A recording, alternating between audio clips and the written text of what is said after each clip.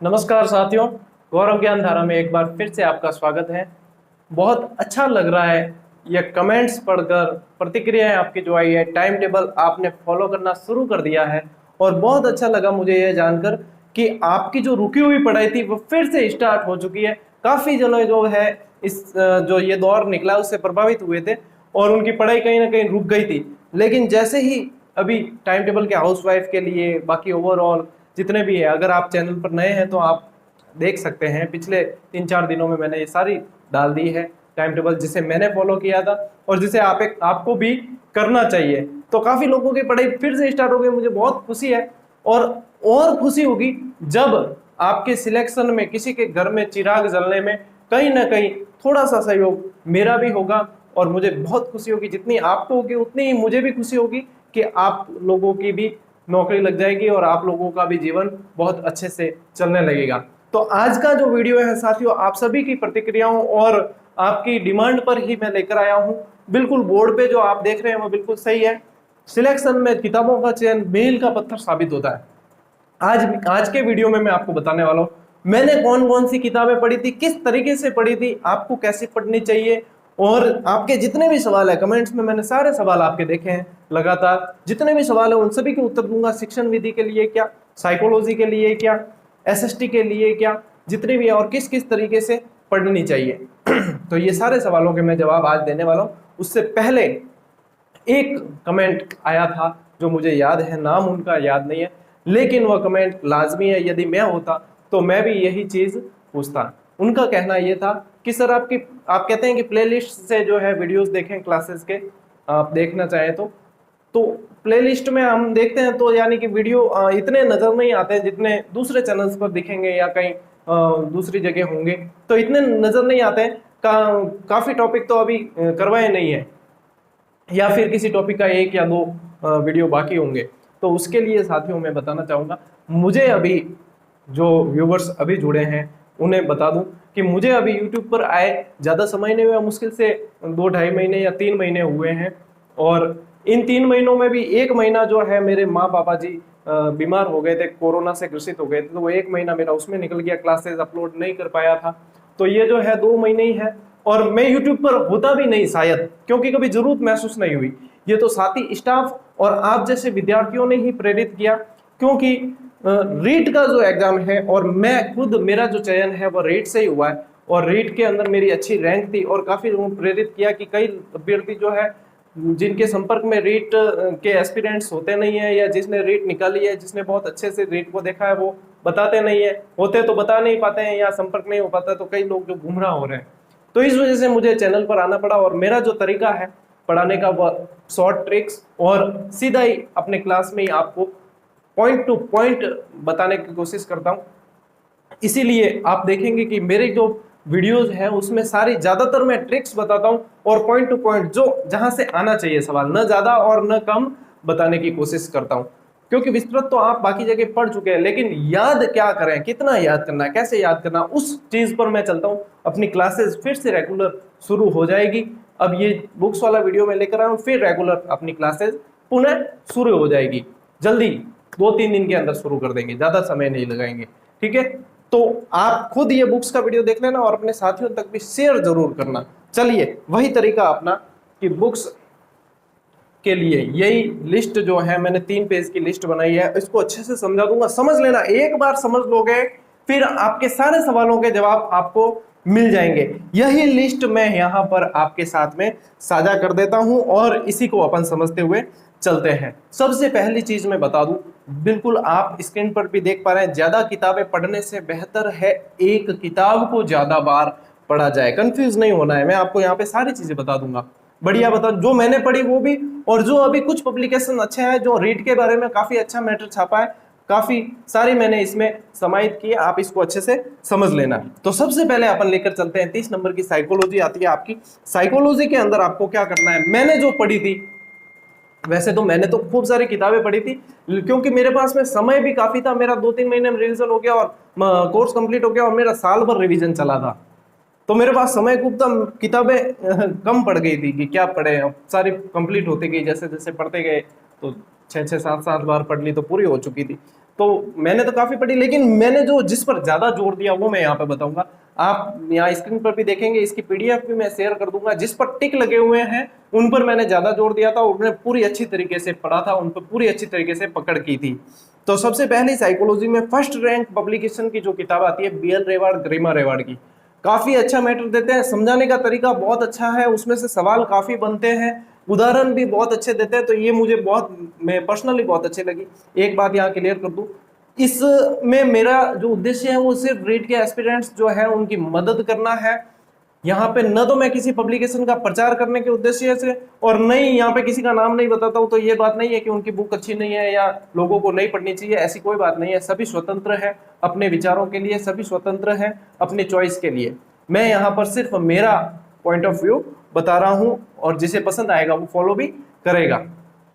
तो दूसरे नंबर पर मैंने लिया श्रेष्ठा पब्लिकेशन, जो मैंने पर्सनली पढ़ी, मुझे बहुत अच्छा लगा, जो है सुप्रिया गौड़ जी की। और सुप्रिया जी गौड़ ने इसमें बहुत अच्छा काम किया है, काफी चीजें बहुत अच्छी तरीके से दी है, लैंग्वेज सरल है, पीछे टॉपिक के पीछे सवाल बहुत अच्छे से दे रखे हैं, जिससे फिर से रिवीजन हो जाता है। वह चीज मुझे बहुत अच्छी लगी, और इसमें से काफी सवाल बने, बहुत सारे अच्छे से तरीके से जो है टॉपिक इन्होंने क्लियर किए हैं इसमें। तो ये चीज है। अमनी पब्लिकेशन अभी जो तैयारी कर रहे हैं, और धीर सिंह जी दाभाई की जो पुस्तक है वह अमनी पब्लिकेशन, मैंने सही बात बता दूं ईमानदारी से, मैंने अमनी पब्लिकेशन की पुस्तक को अभी तक देखा नहीं है, लेकिन जो अभ्यर्थी मेरे संपर्क में निरंतर मेरे मार्गदर्शन में तैयारी कर रहे हैं वह बताते हैं, वे पढ़ रहे हैं कि सर किताब में काफी कुछ दे रखा है, बहुत अच्छी है, सारी चीज समाहित कर रखी है, लेकिन थोड़ी सी भाषा जो है इसमें कठिन दे रखी है। ये दोनों चीज मैं नेगेटिव पॉजिटिव दोनों चीज बताऊंगा। इसमें भाषा कठिन दे रखी है। वंदना जादौन जी की जो है प्रभात, उसमें भी मुझे भाषा थोड़ी सी कठिन लगती है, जिसे समझना थोड़ा अभ्यर्थी के लिए टेढ़ा हो जाता है। और इसके अलावा आरबीएससी की 11th और 12th की जो पुस्तक है साइकोलॉजी की, वह भी आप पढ़ें, उसमें से काफी सवाल बनते हैं। अब इसमें से ऐसा नहीं है कि ये 4 पुस्तक बता दी आपको चारों ही पढ़नी है, यहाँ एक चीज क्लियर करूं, इसमें से एक पुस्तक तो आपको ऐसी पकड़नी है जिस पर आपको बिल्कुल 100% पकड़ करनी है, एक एक लाइन आपको ध्यान होनी चाहिए कहां पे क्या लिखा हुआ है।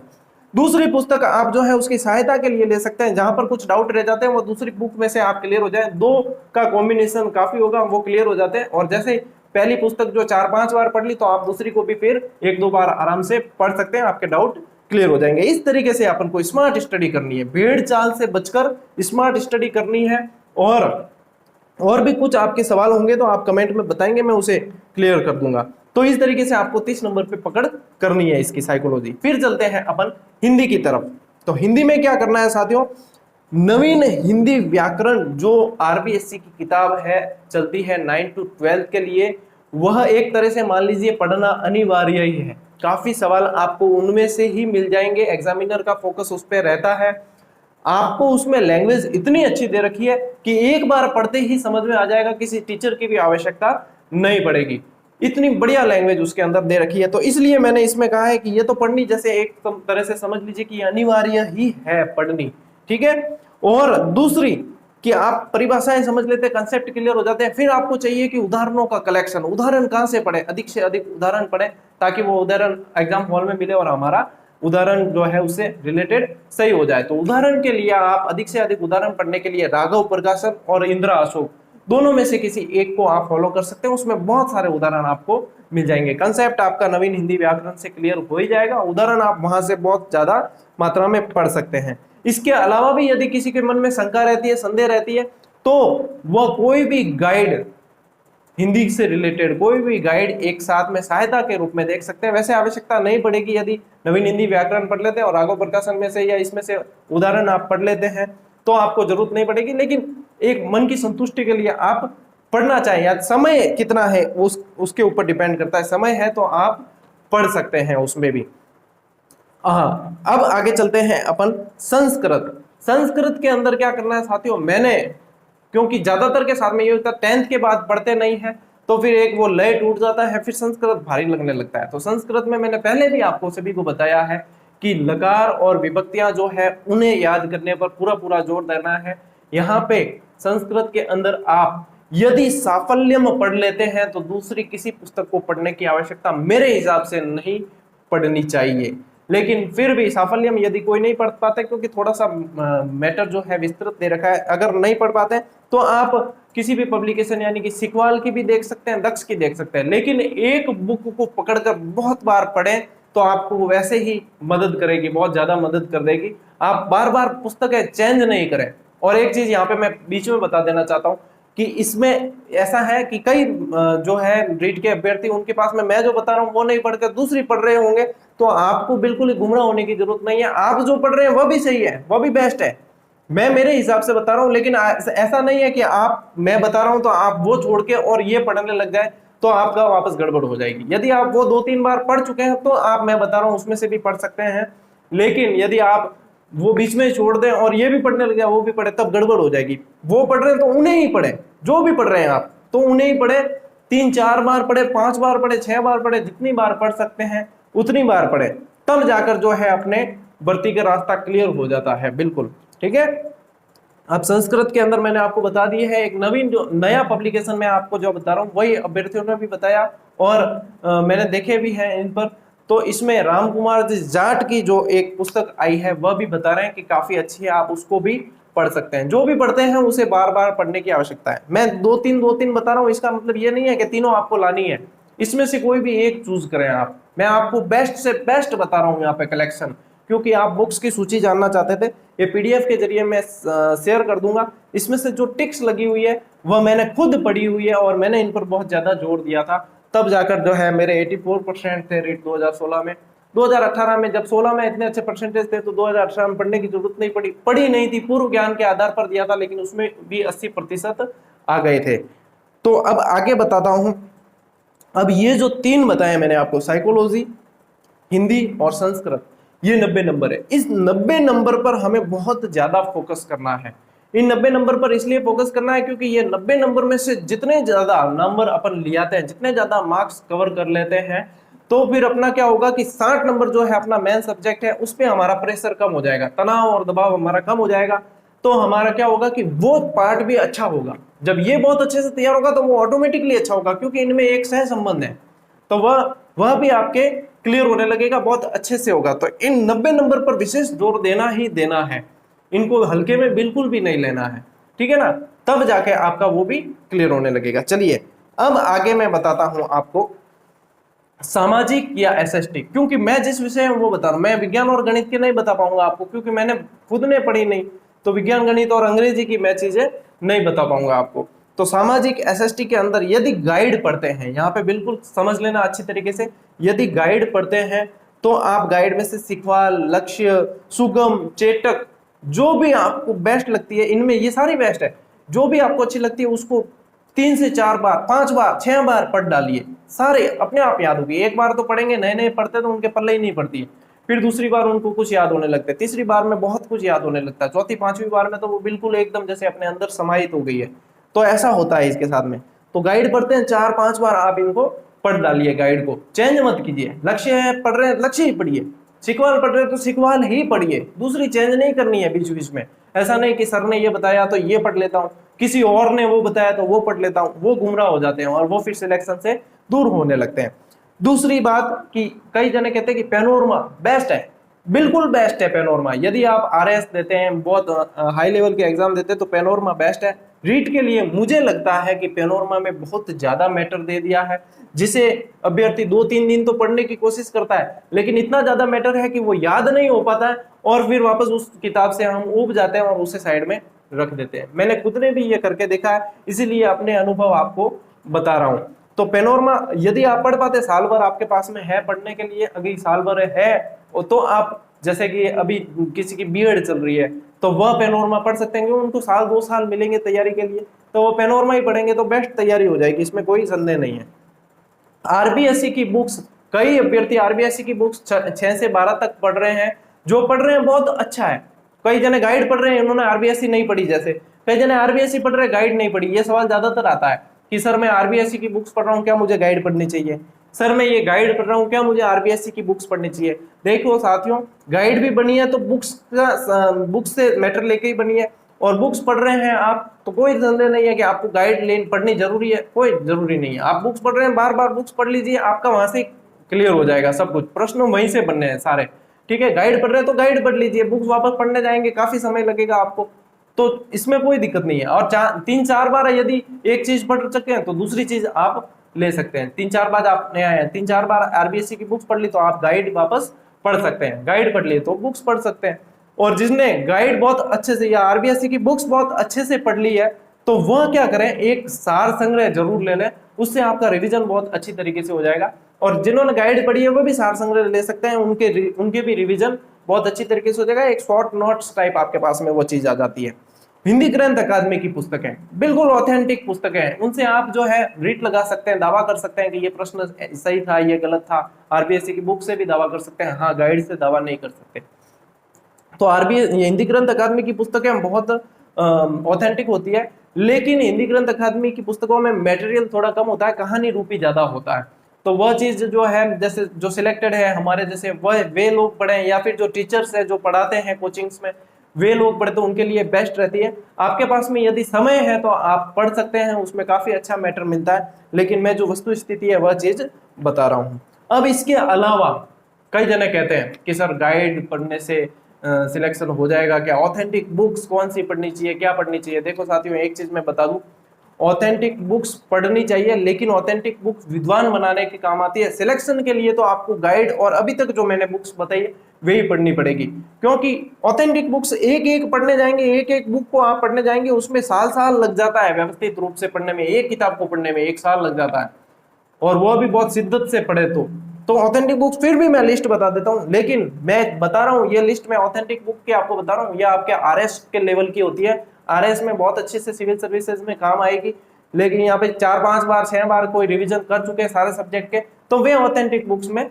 देख सकते हैं। तो इसमें ऐसा है साथियों कि इतिहास के लिए यदि पढ़ने जाते हैं तो उसमें अलग अलग पार्ट है, प्राचीन इतिहास, मध्य भारत का इतिहास और आधुनिक। और इसमें भी प्राचीन में भी 3-3 4-4 किताबें, मैं यहाँ पे एक एक बता रहा हूँ आपको। प्राचीन में केसी श्रीवास्तव, मध्यकालीन में आप एस चंद्र पढ़ सकते हैं, और आधुनिक में विपिन चंद्रा की किताब पढ़ सकते हैं। इसके अलावा यदि आप इतिहास में देखते हैं तो सौरभ चौबे और पप्पू सिंह प्रजापत और परीक्षा वाणी की किताबें मुझे अच्छी लगती है, काफी अच्छा मटेरियल इनमें दे रखा है। सबसे अच्छी मुझे जो इनमें लगती है वो परीक्षा वाणी की किताबें, उसमें भी ये इसलिए अच्छी लगती है, यदि ये कोई भी दूसरी ऑथेंटिक बुक कोई भी नहीं पढ़े और परीक्षा वाणी की किताबें पढ़ लेते हैं तब भी उसका सिलेक्शन आरएस और आईएएस में हो जाता है। क्यों? क्योंकि उसमें सारे कंसेप्ट क्लियर किए हुए हैं, और साइड में हर पेज पर एक कॉलम देते हैं जो पिछले कई एग्जाम में पूछे हुए प्रश्न और संभावित प्रश्न होते हैं वो टॉपिक के साथ ही कॉलम में दे रखे हैं, वे भी पढ़ लेते हैं तो काफी अच्छा कलेक्शन तैयार हो जाता है। भूगोल के लिए माजिद हुसैन पढ़ सकते हैं, भारत के भूगोल के लिए बहुत अच्छे लेखक है और बहुत अच्छी पुस्तक है इनकी, ऑथेंटिक पुस्तकें हैं ये सारी की सारी। राजनीति विज्ञान के लिए एम लक्ष्मीकांत, सभी यही सजेस्ट करेंगे और बेस्ट है ये। और परीक्षा वाणी मैं सजेस्ट करूंगा, परीक्षा वाणी की किताबें मेरे नजर में बिल्कुल सही है और बेस्ट है। तो राजस्थान जीके की बात करें यदि तो भूगोल के लिए एच.एम. सक्सेना, एल.आर. भल्ला, बहुत ऑथेंटिक किताबें। इतिहास के लिए डॉक्टर गोपीनाथ शर्मा और हिंदी ग्रंथ अकादमी की किताबें आप पढ़ सकते हैं। इकोनॉमी के लिए लक्ष्मी नारायण की किताबें और रमेश सिंह की किताब आप देख सकते हैं। ये ऑथेंटिक किताबें उन्हीं को पढ़नी है जिनका 5-6 बार रिवीजन हो चुका है, और वह पढ़ सकते हैं। इसमें से कुछ कुछ टॉपिक वो पढ़ना चाहे तो पढ़ सकते हैं, बाकी आरएस की यदि तैयारी करते हैं तो आप ये चीजें पढ़ सकते हैं। अब अंत में मैं आपको बताने जा रहा हूं मॉडल पेपर, सार संग्रह और शिक्षण विधियों के लिए क्या पढ़ा जाए। तो एसएसटी सार संग्रह में ऐसा है, सार संग्रह कोई भी ले सकते हैं, कोई दिक्कत नहीं है। हर गाइड में थोड़ी बहुत गलतियां तो आपको मिलनी ही मिलनी है, चाहे कितनी भी ऑथेंटिक गाइड आप उठाकर देख लें। सार संग्रह के अंदर मैंने देखा है जहां तक धरोहर, मूमल, फर्स्ट रैंक और केसी पब्लिकेशन, 4 सार संग्रह मैंने देखे हैं और चारों के अंदर मुझे मटेरियल अच्छा लगा है। इनमें से कोई भी एक सार संग्रह लेके आप अच्छे से रिवीजन कर सकते हैं। ये सार संग्रह के मामले में हो गया आपका। शिक्षण विधियों के अंदर क्या पढ़ा जाए? शिक्षण विधियों के अंदर ऐसा है कि यदि कोई गाइड पढ़ रहे हैं तो उसमें भी आपके शिक्षण विधि आएगी, लेकिन अलग से यदि पढ़ना चाहते हैं तो शिक्षण विधियों में राठ पब्लिकेशन बहुत अच्छा आता है, मैंने खुद इसे पढ़ा है। राठ पब्लिकेशन फर्स्ट रैंक, बहुत अच्छी शिक्षण विधियां फर्स्ट रैंक ने दी है। सुगम पब्लिकेशन, सिकवाल पब्लिकेशन और मदेरना, ये सारे जो है शिक्षण विधियों में इन्होंने बहुत अच्छा वर्क किया है, बहुत अच्छी लैंग्वेज में समझाया है, सरल भाषा में समझाया है। तो ये चीजें आपके लिए ठीक रहेगी। एक बार वापस देख लेना, लिस्ट में साझा कर दूंगा, उसमें देख लेना। शिक्षण विधियों के लिए आप इनमें से एक को चयन करें और बार बार पढ़ें। इसके अलावा जो गुटके आते हैं छोटे छोटे, कहते हैं अभी तो बुक स्टॉल बंद होगी, जब से खुलेगा सामान्य स्थिति होगी तब गुटके आते हैं छोटे छोटे, उसमें कुछ प्रश्न दे रखे हैं, कुछ रोचक तरीके से दे रखे होते हैं, उन्हें आप ऐसे ही टाइम पास के लिए या मूड फ्रेश करने के लिए पढ़ सकते हैं। उसमें से काफी कई बार जो है सवाल मिल जाते हैं हूबहू, तो वह चीजें काफी अपन को मदद करती है रिविजन करवाने के अंदर, तो वो आप पढ़ सकते हैं। मॉडल पेपर के लिए मैंने एक स्पेशल सेपरेट वीडियो बनाकर डाला हुआ था, उसे आप देख लेना, कैसे हल करने चाहिए, क्या तरीका होता है वह देख लेना। इसके अलावा मैं यहाँ बता देता हूँ, मॉडल पेपर आपको व्याख्यात्मक लेने हैं। व्याख्यात्मक में एक प्रश्न के अंदर आपके 10 प्रश्न क्लियर होते चलेंगे। तो व्याख्यात्मक के अंदर जो मॉडल पेपर लेने हैं उनमें आप सीक्वल, क्रोनोलॉजी, दक्ष, मूमल, ये जो मॉडल पेपर आप देख सकते हैं। इसके अलावा भी आप देख सकते हैं, जिसने मॉडल रिवीजन इतनी बार कर दिया उसे तो जितने मार्केट में अवेलेबल सारे मिला लेने चाहिए, कोई दिक्कत नहीं है उसमें, क्योंकि वो रिवीजन ही करवाएगा आपको, बिल्कुल अप ही करेगा, डाउन नहीं करेगा, वो आपको आगे ही बढ़ाएगा। उसमें से कई बार मॉडल पेपर्स में से सवाल आपको एग्जाम हॉल में भी ऐसे कैसे मिल जाते हैं। तो ये चीज साथियों, जो बुक्स का कलेक्शन आप कह रहे थे, वे बुक्स का कलेक्शन मैंने आपके साथ में साझा कर दिया। किस तरीके से पढ़ना है, कितना पढ़ना है, वे चीजें भी मैंने आपको बता दी है। कोशिश की है कि सारे डाउट आपके क्लियर यहाँ पे हो चुके होंगे। एसएसटी के अंदर ऐसा है साथियों कि सिलेबस बहुत ज्यादा बड़ा होता है, तो एसएसटी में सिलेबस बड़ा होता है, तो उसमें क्या होता है, कंफ्यूज हो जाता है। तो उसके लिए जो है ट्रिक्स बहुत जरूरी है, कि ट्रिक्स से क्या होता है, हम कंफ्यूज नहीं होते और हमारी एक्यूरेसी बढ़ जाती है। इसीलिए मैं जो क्लासेस लेके आता हूँ वो सारी ट्रिक्स पर है, क्योंकि इतनी सारी ट्रिक्स जो है मिल नहीं पाती है, या फिर मिलती है तो कठिन ट्रिक होती है जो याद नहीं हो पाती है। मैं कोशिश करता हूँ कि आप सरल से सरल तरीके से, और मैंने जो तैयारी की थी और मेरी जो तैयारी और सिलेक्शन के पीछे जो मेन राज था वो ट्रिक्स था और डिस्कशन था। इससे मैं बहुत बाकी अभ्यर्थियों से बहुत अप चला गया था। हालांकि टॉप करने की मुझे ऐसी कोई उम्मीद नहीं थी, और नहीं मैंने सोचा था कि मैं टॉप करूंगा। मेरा तो ध्येय था सिर्फ सिलेक्शन, और सिलेक्शन के लिए जी तोड़ मेहनत कर दी थी मैंने। और जब रिजल्ट आया था तब साथियों ने बताया था कि आपकी रैंक बहुत अच्छी है और आपने इतने नंबर लाए हैं। तो ये होता है। मैं चाहता हूं कि आपके भी बहुत अच्छे से जो है पेपर हो, सिलेक्शन हो, उनमें मैं जो आपका सारथी बनूंगा और आपको सिलेक्शन तक पहुंचाऊंगा। क्लासेस अपनी जो है ट्रिक्स के साथ में निरंतर चलने वाली है। अब मैं निरंतर, इसलिए बीच में अपनी निरंतर ही थी, लेकिन अभी ये कुछ जो है कोरोना की परिस्थितियां, मेरी जो है ड्यूटी एंटी कोविड टीम में है, माँ पापा बीमार हो गए थे, उनकी सेवा में महीना भर निकल गया, तो अपनी तारतम्यता थोड़ी टूट गई थी। आपकी भी पढ़ाई बीच में छूट गई थी। अब आप भी वापस जाग चुके हैं और मैं भी स्थिति में आ चुका हूं कि अपने रेगुलर क्लासेस ले सके। मैं सारी की सारी आपको ट्रिक्स से देने की कोशिश करूंगा, बिल्कुल पॉइंट टू पॉइंट अपन चलेंगे। जितनी बीच में अगर पार्ट छूटे हैं पहले उनको कंप्लीट कर देंगे, फिर निरंतर आगे बढ़ेंगे। रीट के एग्जाम तक मैं आपको ज्यादातर लगभग कोशिश करूंगा पूरा कोर्स कवर करवाने की। साइकोलॉजी करवा दूंगा, एसएसटी करवा दूंगा पूरी तरीके से। साइकोलॉजी, एसएसटी और हिंदी और संस्कृत के लिए मैं फैकल्टी से बात कर रहा हूँ, जो सेवा देना चाहेंगे वो आकर आपको पढ़ा लेंगे। बेस्ट फैकल्टी अवेलेबल करने की कोशिश करूंगा। आपके साथ में ऐसे ही बना रहूंगा, आप मेरे साथ में ऐसे ही बने रहें। चैनल को शेयर जरूर करें अपने साथियों तक, जो चैनल पर नए हैं सब्सक्राइब जरूर करें। हमारा हौसला बढ़ेगा और हम इसी तरीके से आपके साथ में निस्वार्थ सेवा, निस्वार्थ भाव से लगे रहेंगे। तो साथियों, मिलते हैं अगले वीडियो में, तब तक के लिए राम राम, जय हिंद।